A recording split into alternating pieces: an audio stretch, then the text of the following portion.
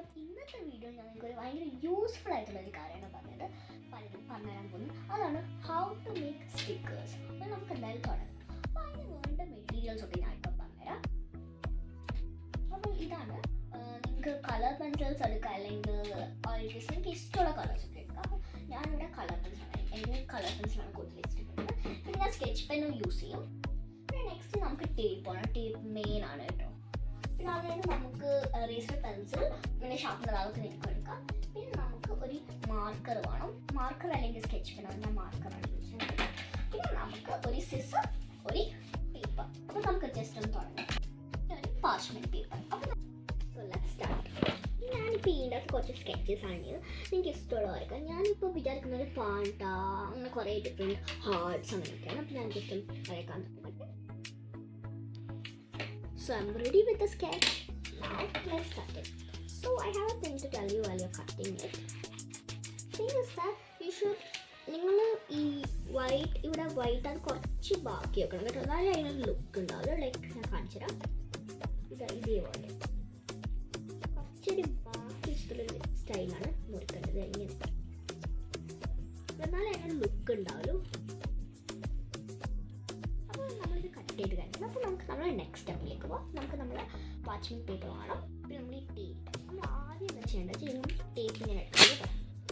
ഞാനിപ്പോൾ ഇതിൽ പറ്റിക്കാം ടേപ്പ് കുറച്ച് കൂടുതൽ എടുക്കണം, അത്ര വേണ്ട.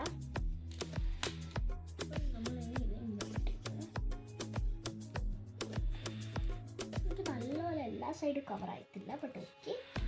നമ്മൾ ഇതൊന്ന് കട്ട് ചെയ്ത് കൊടുക്കണം. ഓക്കെ, അപ്പം നമ്മളിത് റെഡിയാണ്.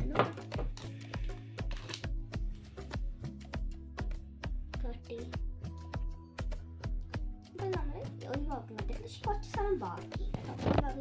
ചെയ്യാൻ കുറച്ച് ഇപ്പോൾ ഞാൻ കുറച്ചും കൂടി പെർഫെക്റ്റ് ആണ് ചെയ്ത് നോക്കുന്നത്. കുറച്ച് ഡിസൈന് കിട്ടണം. ഓക്കെ, നമ്മൾ